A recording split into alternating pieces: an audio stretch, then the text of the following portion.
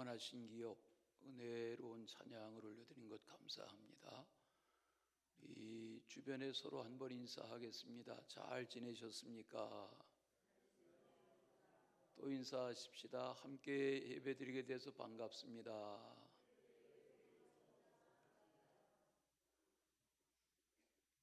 우리 지난 주일에 베드로전서 1장의 앞부분의 내용을 중심으로 부활신앙이 무엇인가, 부활신앙으로 살아간다는 것은 어떻게 살아가야 한다는 말인가, 그런 내용에 대한 말씀을 묵상했습니다.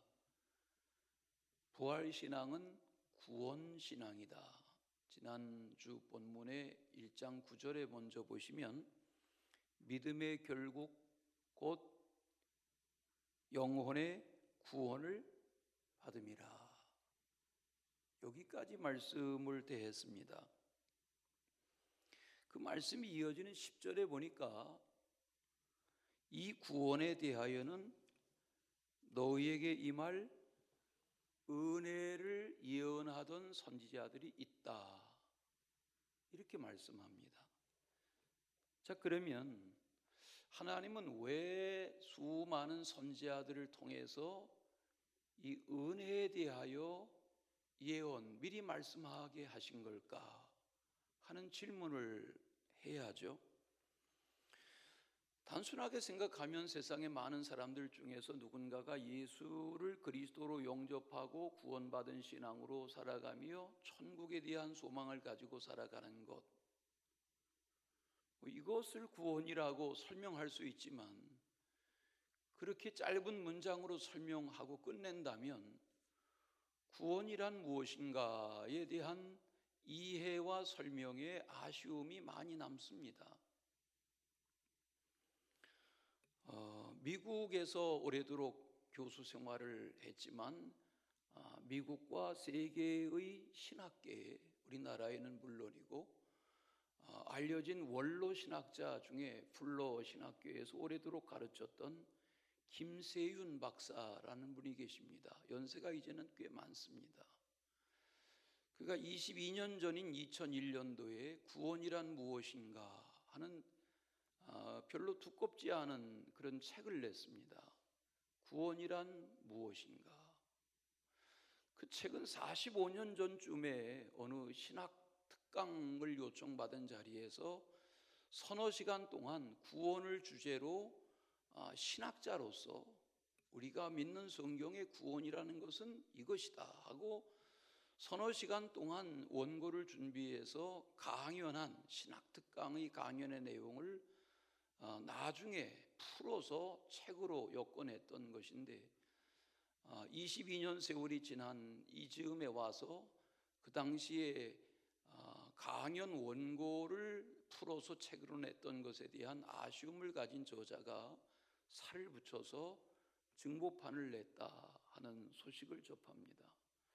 저는 오래전에 이 책을 접한 적이 있습니다. 별로 두껍지 않습니다. 한 150페이지 정도 작은 분량의 책입니다. 그러나 주제는 일관됩니다. 구원이란 무엇인가. 그 책에 보면 우리가 구원받아야 하는 이유가 뭔가, 사람은 스스로 구원할 수 있는가, 구원받을 수 있는가, 또 예수의 삶과 죽음과 부활은 구원의 사건이다, 이런 분명한 화두를 가지고 예수의 구속적인 죽음에 대하여 해석하는 성경의 내용들이 무엇인가 하는 신구약의 내용들을 넘나드는 그런 논리적인 내용을 담고 있습니다. 하나님의 구원은 어떻게 그것을 믿는 우리에게 효력이 있는가?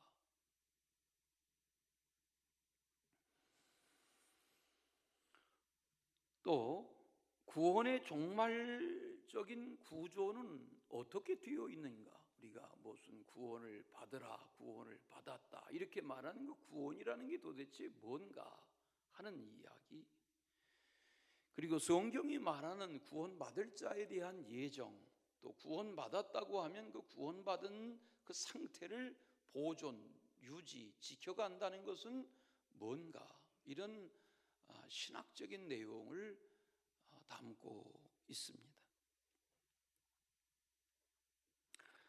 사람은 몸이 아프면 질병에서의 구원, 또 고난을 겪으면 그 고난에서의 구원, 또 죽음의 순간이 다가오면 이 죽음의 순간에서의 구원이 뭔가 하는 문제를 가지고 심각해질 수밖에 없습니다. 그런 우리에게 있어서 성경이 말씀하는 구원이라는 것이 뭔가, 인간이 스스로 구원받을 수 없다고 하면 성경이 말씀하는 하나님이 예수 그리스도를 인하여 그를 믿는 이들에게 주시는 선물인 이 구원이라는 것이 뭔가 하는 것을 우리가 깨달아야죠. 알아야죠. 그렇지 못한다면 우리의 이 신앙생활은 헛것이고 맹탕인 거죠.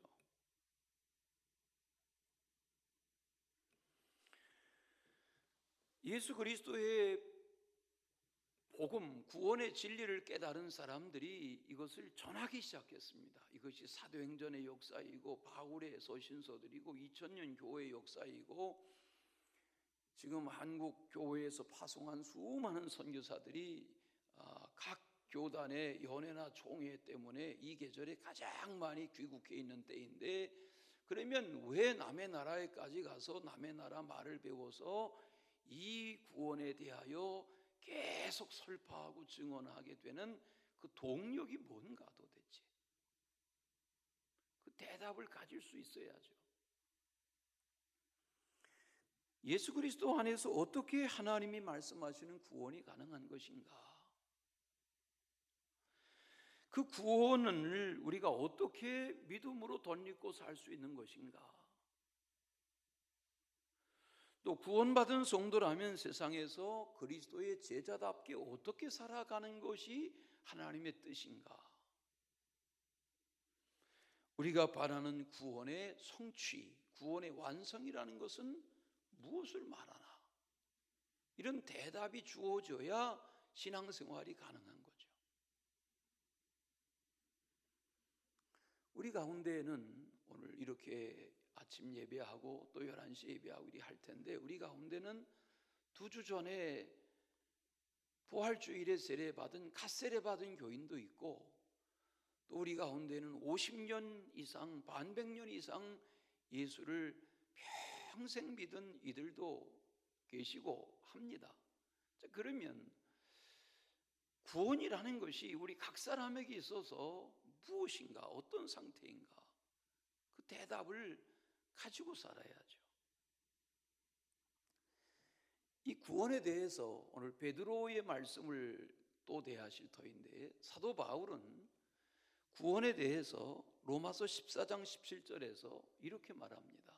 화면에 보시고 다 같이, 하나님의 나라는 먹는 것과 마시는 것이 아니요 오직 성령 안에 있는 의와 평강과 희락이라. 자, 잘 보세요. 바울이 말하는 하나님의 나라라는 것이 구원의 상태입니다. 자, 그렇다고 하면 하나님의 나라, 하나님의 자녀가 되었다, 거듭났다, 구원을 받았다, 영생한다, 하나님을 아버지라 부른다, 이것이 다 그 설명이 그 설명이라면, 이 하나님의 나라의 백성으로 산다는 것은 뭘 먹을까 뭘 마실까 그런 문제의 차원이 아니라는 거죠.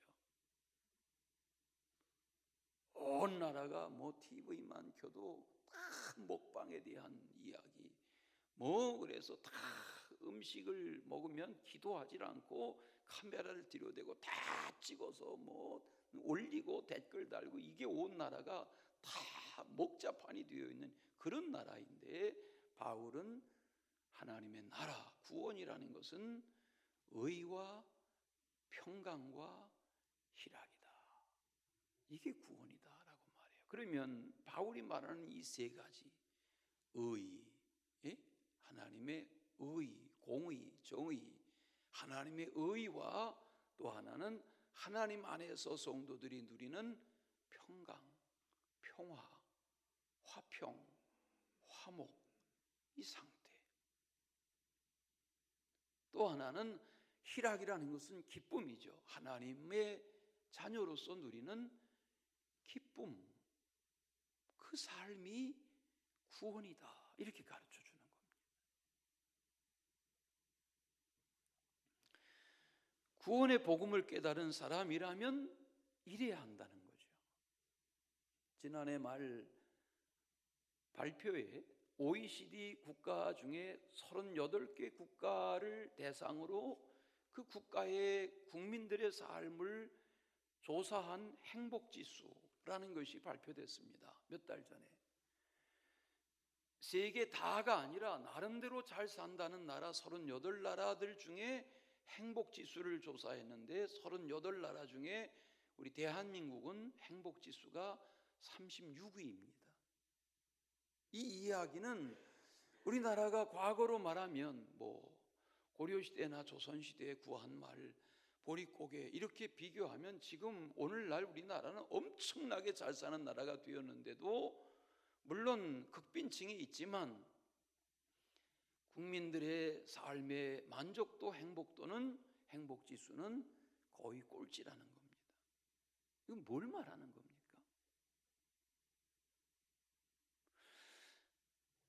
하나님을 믿는 그리스도인의 삶도 어쩌면 이와 비슷할지 모릅니다.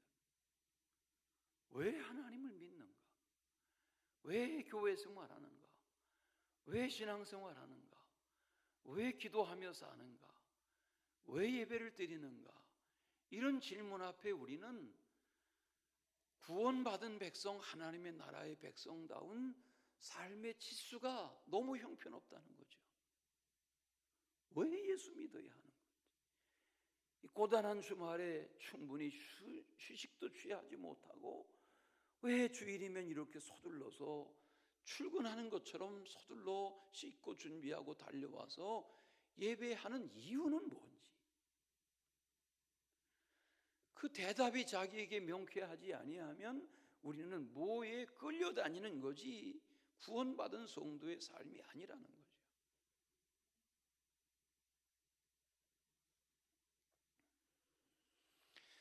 베드로는 이 편지를 지난주에 관찰하신 대로 1장 1절에 보면 이 편지를 누구에게 썼습니까? 1장 1절에 흩어진 나그네들에게 썼다 그랬어요.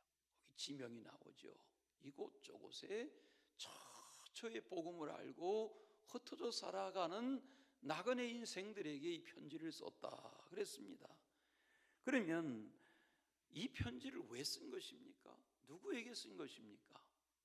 1장 2절에 보면 화면에 보여드릴 텐데 1장 2절을 현대인의 성경으로 읽으면 이렇습니다. 다 같이 하나님 아버지께서는 미리 아신 대로 여러분을 선택하시고 성령님을 통해 거룩하게 하여 여러분이 예수 그리스도에게 순종하고 그분의 피로 구원을 얻도록 하셨습니다. 여기 보면 구원이라는 표현이 나와요. 구원 얻은 성도들에게 이 편지를 하는 거다 그랬어요.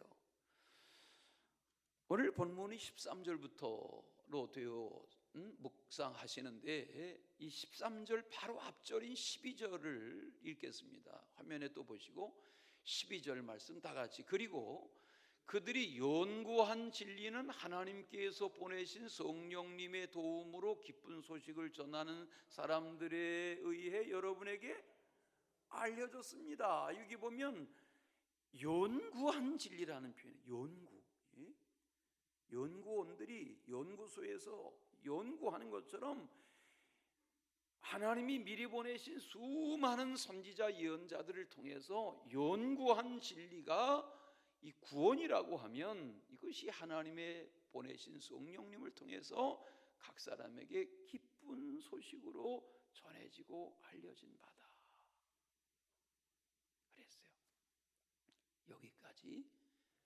그래서 오늘 말씀의 시작이 요 지금 설명드리는 말씀이 이해가 되신다면 그러므로 오늘 13절에 그러므로, 오늘 설교의 제목이 그러므로예요. 그러므로. 예? 자, 그러면 이게 구원의 진리고 이게 신앙으로 사는 거라면 그러므로 어떻게 살라는 말인가? 구원의 진리를 깨닫고 알고 믿는 성도라면 어떤 자세, 어떤 태도로 세상을 살아가란 말인가? 그 첫째는 장래에 주실 은혜를 온전히 바라야 된다. 그 말씀을 오늘 말씀이 하고 있습니다. 사람이 장래의 어떤 순간에 임할 그 무엇을 마음에 품고 산다면 그 장래의 그 다가올 그 시간에 자기의 삶이 묶여져서 고정이 돼서 지금이라는 삶을 다가오는 그 장래의 어느 순간과 이어서 살게 되어 있습니다. 이게 정상적인 사람의 모습입니다. 예를 들면 저는 임신해 본 적이 없지만 예를 들면 임신을 하게 됐다. 예? 내가 임신이 됐다. 그러면 정상적인 정서를 가진 엄마라면 임신이 되면 이미 예비 엄마가 된 거잖아요. 정상적인 사고를 가진 정상적인 감정을 가진 임신녀라고 하면 이 아기가 세상에 건강하게 태어나기까지 이 엄마는 예비 엄마는 생각, 말, 먹는 거, 듣는 거, 보는 거, 앉는 거, 가는 거, 눕는 거, 이 모든 것들을 구별하기 시작합니다. 제 지금 설명에 대해서 난 그렇지 않았는데 그런 엄마가 계시다면 회개하십시오. 이래야 정상인 겁니다. 정상적인 사고를 가진 엄마라면 복중의 임신입니다 하는 선언이 의학적으로 가능해진 이후부터는 태도가 달라지는 겁니다. 오늘 장래에 주실 은혜에 대하여 온전히 바라며 산다 하는 말씀은 예를 들면 그런 것입니다. 그래야 하는 것입니다. 13절에 그런 삶을 오늘 13절에 보시면 그런 삶의 태도를 마음의 허리를 동이고 근신하는 거다 그랬습니다. 마음의 허리라는 표현을 해요. 마음의 허리가 있다면 마음의 허리를 질끈 동이고 삼가며 근신하며 살아가는 것이 구원받은 성도의 부활신앙을 깨달은 성도의 삶의 모습이다 하는 거지요. 예수님이 부활하신 후에 이 세상에 40일을 더 계셨습니다. 우리가 사순절 지내고 부활주일 맞고 했지만 지금 이 기간이 예수님이 부활하신 후에 이 세상에 40일을 더 계시던 그 기간입니다. 이제 이렇게 기간을 지내면 교회력으로는 예수님의 승천을 기념하는 예수 승천 기념일도 있습니다. 또 우리가 아는 대로 예수님이 승천하며 말씀하신 열흘 만에 성령이 임한 그 오순절도 5월 말이면 다가옵니다. 우리는 사순절, 부활절 이런 절기에 대해서는 의식을 갖지만 지금 한 주간을 지내고 예배당에 오신 이 주간이 이 기간이 부활하신 예수님이 처처의 사람들을 만나주시고 계시던 그때다 하는 것 생각하면 우리는 부활의 날의 감격도 크지만 이렇게 한 주 한 주 살아가는 이때의 감격이 달라야 하는 겁니다.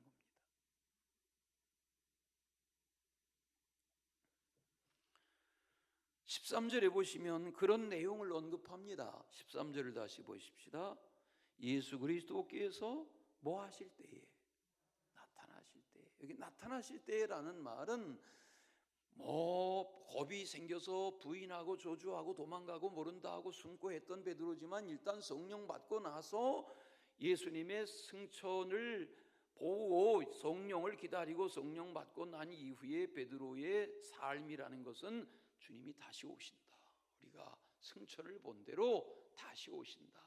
그런 기대와 열망 속에 살았던 사도 중에 한 사람이 베드로입니다.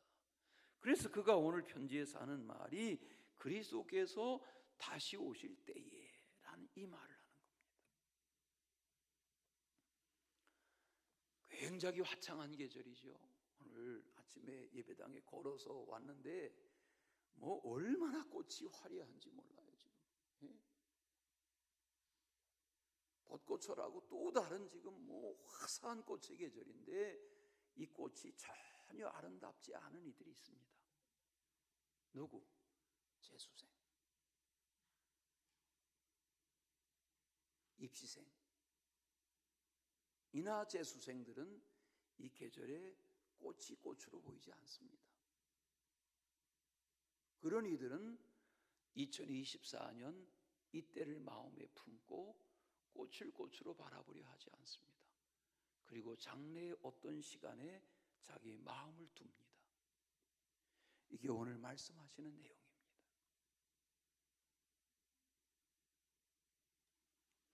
하나님의 자녀의 삶이 그래야 한다는 것입니다. 지금 우리가 다 세상에서 먹고 마시며 세상 사람들 속에서 시집가고 장가가며 살지만 우리는 그리스도 안에 부활을 경험하고 주님의 승천을 알고 주님의 다시 오심에 대한 약속이 분명한 신앙 가운데 사는 우리라면 그래야 한다는 것입니다. 그 장차 주어질 영원한 유업의 상급을 위해서 지금이라는 삶을 다르게 살아가는 이들이어야 성도이고 구원받은 자라는 것입니다. 이걸 지난주에 묵상한 7절에서는 칭찬과 영광과 존귀를 상급으로 누릴 성도의 삶이라고 말한 것입니다. 그 각 사람에게 주어질 영광스러운 순간, 은혜로운 순간, 칭찬받을 순간, 영광의 순간, 존귀해질 순간을 위해서 자신을 다스리고 근신하고 그리고 허리띠를 은혜의 허리띠로 마음을 조여야 한다는 것입니다. 지금 우리나라가 동성애의 문제가 심각하지만 버금가게 또 더 심각한 하나의 문제는 마약의 문제입니다.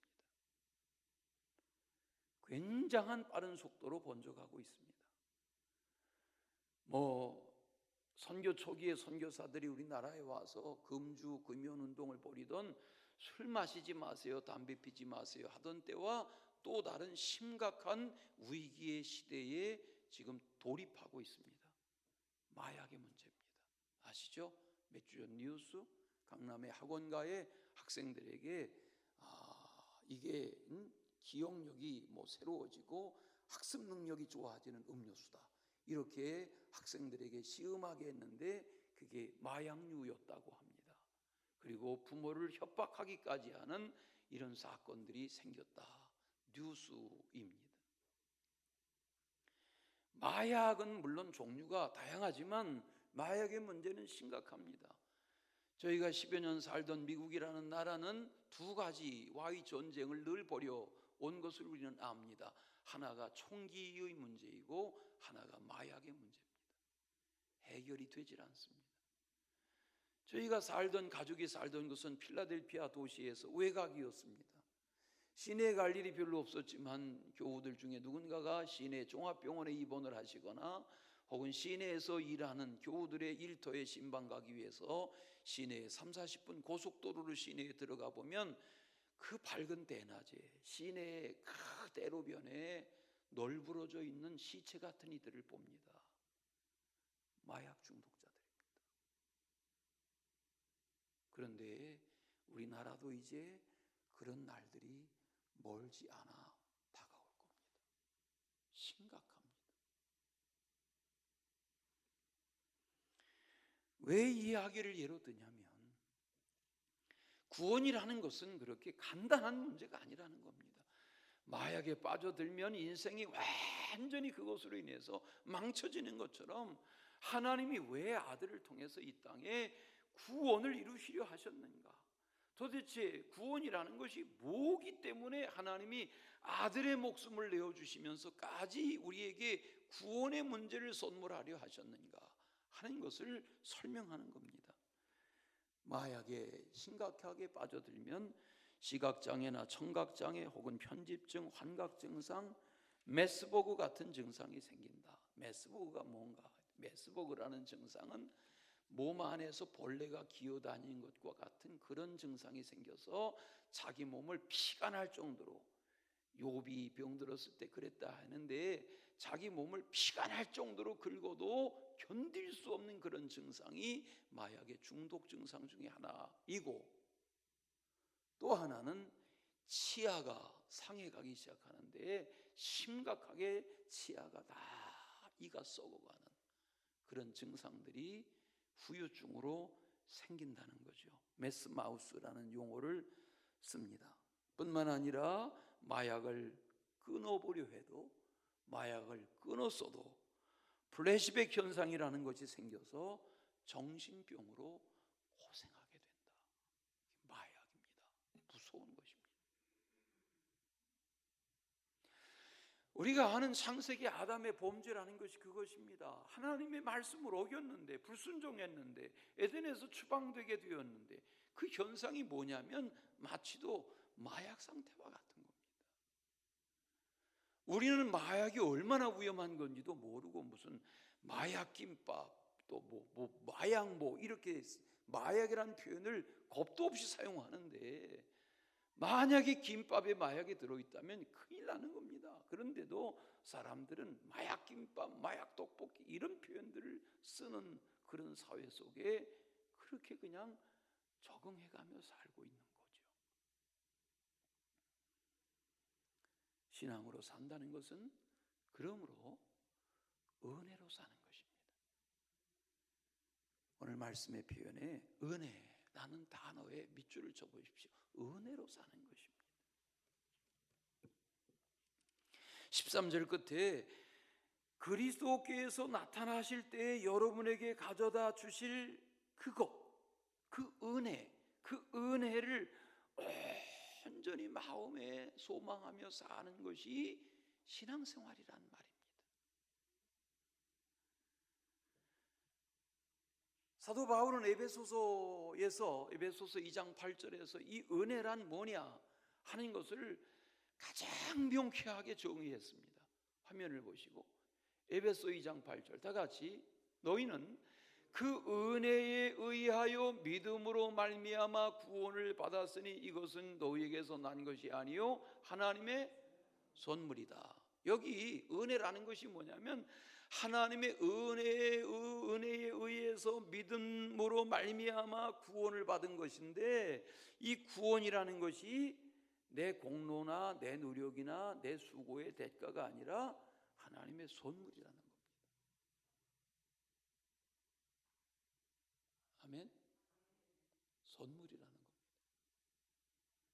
우리 정장로님이 원주 청정 지역에 사시는데 새벽에 4시에 일어나가지고 주일날 교회를 오시잖아요. 씻고 해서 매번 차를 갈아타고 운전하고 오실 수도 있지만 대중교통으로 이렇게 한참을 오시는데, 오늘 아침에도 사무실에 와보니까 제 사무실 문 앞에다가 신문지 꾸러미에다가 비닐봉지에다가 선물을 갖다 놓으셨어요. 생각해 보세요.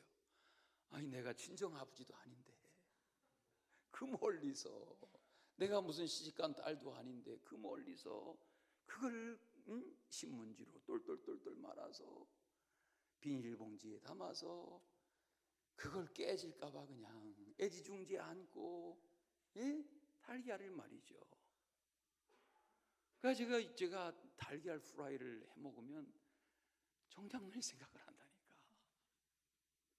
왜? 선물로 주셨으니까.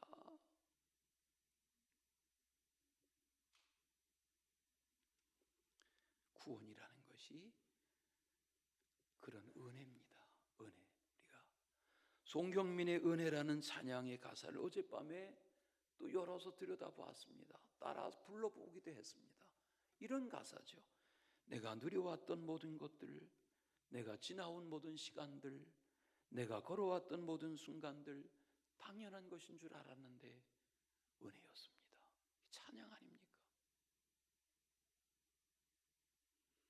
내가 이 땅에 태어나 사는 거, 나의 어린 시절 지금까지 숨을 쉬며 꿈꾸며 사는 거 당연한 것인 줄 알았는데 은혜였습니다.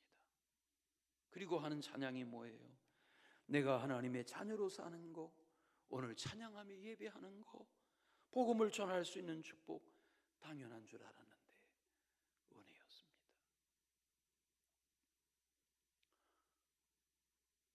어제 몸이 상태가 전도하러 나갈 상태가 아니었는데 제가 참고 전도하러 나갔어요.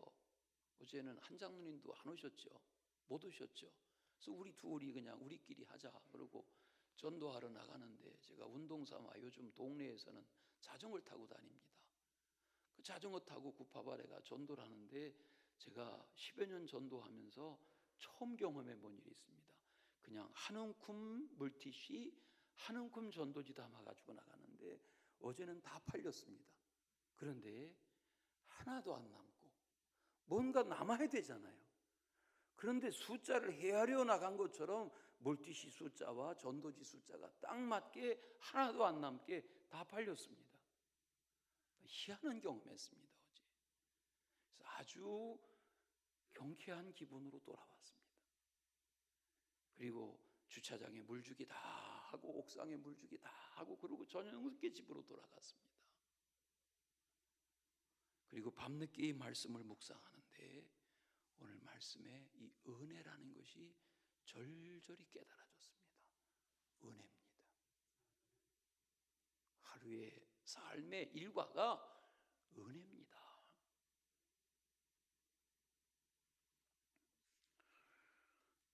이 은혜에 대하여 마음에 품고 사는 그런 은총이 있으시기를 축원합니다. 두 번째는, 오늘 말씀에 보면 두 번째는 그러므로 모든 행실에 거룩한 자가 되라 그랬어요. 여기 거룩이라는 것은 어떻게 살아가는 것이 거룩하게 사는 것일까? 그런 질문을 하시게 되죠. 14절에 보면 거룩이라는 것은 14절 사욕을 본받지 말아야 된다. 이게 거룩이라고 그랬어요. 2장 11절에 보면 영혼을 거슬려 싸우는 육체의 정욕을 제어하는 것이 거룩이라고 그랬어요. 4장 2절에 보면 사람의 정욕을 따르지 않는 것이 거룩이라고 그랬어요. 이걸 사도 바울은 갈라디아 교회에 편지하면서 5장 19절부터 이렇게 말했어요. 거룩이라는 것을 화면을 보시고 다 같이, 육체의 일은 분명하니 곧 음행과 더러운 것과 호색과 우상숭배와 주술과 원수 맺는 것과 분쟁과 시기와 분냄과 당짓는 것과 분열함과 이단과 투기와 술 취하는 것과 방탕하는 것과 또 그와 같은 것들이라. 이게 거룩하지 못한 상태라는 거죠. 베드로는 오늘 말씀에서 레위기 11장 45절 말씀을 인용합니다. 그 말씀이 뭐냐면 내가 거룩하니 너희도 거룩하라 하는 하나님의 말씀을 인용합니다. 하나님은 거룩한 영이세요. 다 같이, 하나님은 거룩한 영이시다. 네, 하나님은 거룩한 영이세요. 이 거룩이라는 것은 죄와 악과 짝할 수 없는 상태가 거룩인 거예요. 이 거룩이라는 하기오스라는 말은 분리되다, 구별되다 그런 말이에요. 이 세상은 거룩하지 않아요. 그런 거룩하지 못한 세상에서 구별되는 거, 그게 거룩이라는 거예요. 그래서 우리는 하나님의 자녀가 된 이들을 뭐라고 그래요? 성도라고 그래요. 하나님의 집에서 쓰는 물건들을 뭐라고 그래요? 성물이라고 그래요. 여러분이 피아노가 나이트클럽에 가서 쓰일 수도 있어요. 그러나 똑같은 회사의 제품이지만 이 악기의 사용 목적이 거룩하게 구별됐기 때문에 이 악기는 성물 중에 하나일 수 있는 거예요. 그날이 그날인 24시간이지만 어느 날을 정해서 그날을 주의 날로 하고, 그 날을 우리는 일요일이라 부르지 않아요. 주일이라고 불러요. 우리는 그 날을 주일이라고도 하지만 성일이라고도 해요. 거룩한 날이라고도 해요. 왜? 같은 시간이지만 구별했기 때문에. 구별된 사람이기 때문에 성인인 거예요. 구별된 사람들이기 때문에 성도인 거예요. 구별된 물건이기 때문에 성물인 거예요. 구별된 날이기 때문에 성일인 거예요. 그러므로 하나님이 기대하시는 성도의 삶이라는 것은 행실의 거룩인 거죠. 오늘 말씀의 긴 분량이 이것을 주제로 말하지 않습니까? 거룩해야 한다는 거예요.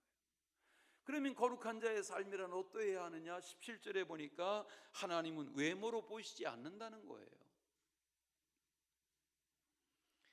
행위대로 심판하신다는 거예요. 그래서 나그네 인생길을 함부로 살아서는 안 되고 두려움으로 살아야 한다는 거예요.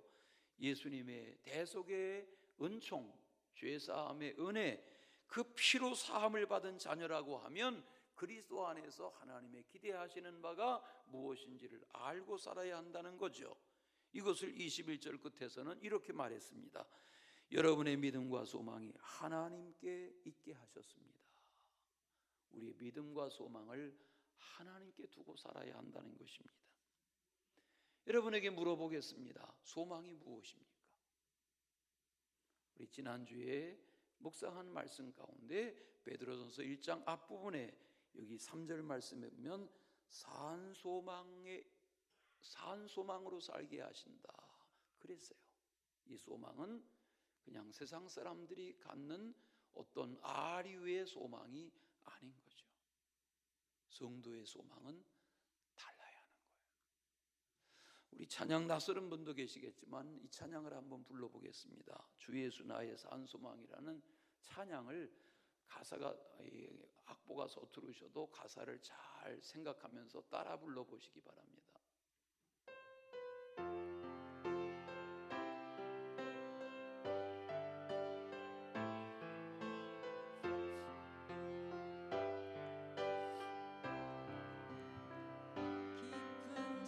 방의 수렁 가운데 주님께 닿을 수 없던 우리 어두운 밤중에 하늘을 향해 주의 이름 나 부를 때 어둠을 뚫고 오신 주 살아 나의 절망 거두셨네. 주님의 공로 다 이루셨네. 주 예수 나의 산 소망 누가 주의 자비를 알아 한없는 은혜 증량할까. 영광을 떠나 이 땅에 오신 죄가 되신 구주 예수 그의 십자가 내게 말하네. 영원히 난 용납됐네. 아름다우신 왕 나는 주의 것 그리스도 나의 산 여기까지만 하겠습니다. 그리스도 나의 산 소망, 그리스도 나의 산 소망. 다시 한번 그리스도 나의 산 소망. 여러분 스스로에게 솔직하게 이 아침에 물어보십시오. 예수님이 과연 나에게 산 소망이신가? 영원한 소망이신가? 모든 나의 소망을 다 총망라한 소망 중의 소망이 예수 그리스도이신가? 그렇게 물어보십시오. 마지막 또 한 가지는 그러므로 오늘 말씀에 마음으로 뜨겁게 서로 사랑해야 된다 그랬습니다. 여기 23절을 현대인의 번역으로 읽으니까 이렇습니다. 여러분의 거듭난 것은 썩어질 씨로 된 것이 아니라 썩지 아니할 씨로 된 것이며 영원히 살아있는 하나님의 말씀으로 된 것입니다. 그리고 22절을 보시면 여러분은 진리에 순종하여 자신의 영혼을 깨끗하게 하였고 진심으로 형제를 사랑하게 되었으니 순결한 마음으로 서로 뜨겁게 사랑하십시오 그랬습니다. 거기 밑줄 쳐 보십시오. 뜨겁게. 그리고 필기구가 있는 분들은 화살표를 하시고 거기다 설명을 좀 써보세요. 쉬지 않고 열심히라는 뜻이에요. 뜨겁게라는 이 원래 베드로가 사용한 표현은, 뜨겁게라는 표현이 우리 성경 번역으로는 아쉬움이 있는데 원래 바울이 쓴 그 단어는 쉬지 않고 열심히라는 뜻이에요. 그러니까 이 사랑이 쉼이 없는 사랑, 열심인 사랑으로 형제를 사랑해야 된다. 22절에 형제사랑이라는 것은 아시죠? 필라델피아라는 요한계시록의 그 뜻이 형제라는 뜻인 걸 아시는데, 자 그러면 세상 만민을 향한 사랑이기도 하지만 이 사랑은 영혼이 깨끗해진 이들의 사랑입니다. 거짓이 없는 이들 간의 사랑입니다. 복음의 가치를 깨달은 이들 간의 사랑입니다. 그 사랑을 지속적으로 쉬지 말고 열심으로 서로에 대하여 사랑하라, 그 말입니다. 요한복음 15장을 읽다 보면 13절에 예수님은 사람이 친구를 위하여 자기 목숨을 버리면 이보다 더 큰 사랑이 없다, 이런 말씀하신 적이 있죠. 마태복음 5장, 6장, 7장 산상수훈을 읽다 보면 이 사랑에 대해서 굉장히 부담스러운 말씀을 쏟아주십니다. 이런 얘기죠. 거기 5장, 6장, 7장에 쭉 보면 이웃사랑하는 것 정도가 아니라 원수사랑해야 된다. 박해한 자를 위해서 기도해야 된다. 너희가 너희 사랑하는 자만 사랑하면 무슨 상이 있겠느냐. 그리고 하신 말씀 중에 오른뼘 치면 왼편 돌려대라. 너희를 고발해서 속옷을 빼앗으려는 자가 있으면 겉옷도 내어주라. 오리를 억지로 가게 하면 심리를 가져라. 구하는 자가 있으면 주고 구워달라 하는 자 있으면 거절하지 말아라. 다 사랑에 대해서 하신 말씀이죠.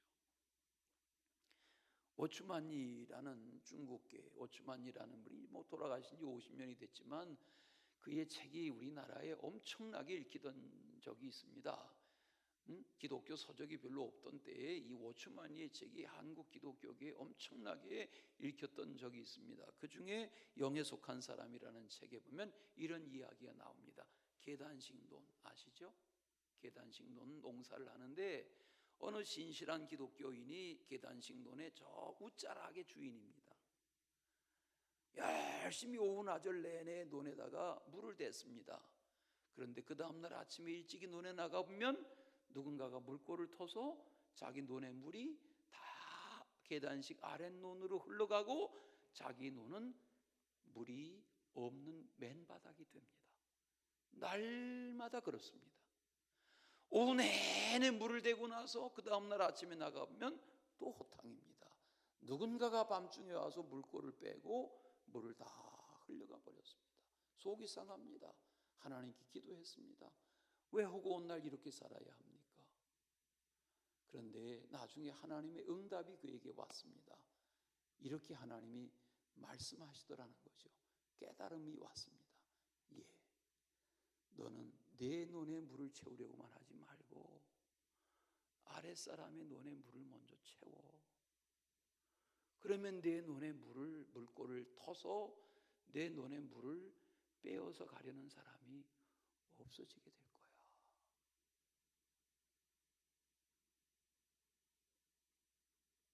똑같은 삶인데 내가 물을 채우면 흘러가고 채우면 누군가가 뽑아가고 그런 상황에서 생각을 바꾸니까 이웃의 논에도 물이 해결되고 내 눈의 물도 필요한 물이 채워지게 되더라는 거죠. 사랑이라는 것이 그런 것입니다. 받으려고만 하지 말고 주려는 사랑. 우리가 누군가에게 재물을 주고 부동산을 주고 시간을 주고 경험을 주고 이렇게 하는 거 다 소중한 것이죠. 그러나 하나님의 아들 예수님은 그런 부분적인 것을 주신 것이 아니라 우리를 위해서 자기 몸을 주신 거죠. 왜일까? 그 진리를 깨닫는 것이 구원입니다. 은혜로운 나날 되시기를 축원합니다. 사랑의 주 하나님 아버지, 은혜를 감사합니다. 복음을 알게 하셨으니 진리 안에 살아가는 하나님의 사람들 되게 하여 주시옵소서. 예수님의 이름으로 기도하옵나이다. 아멘.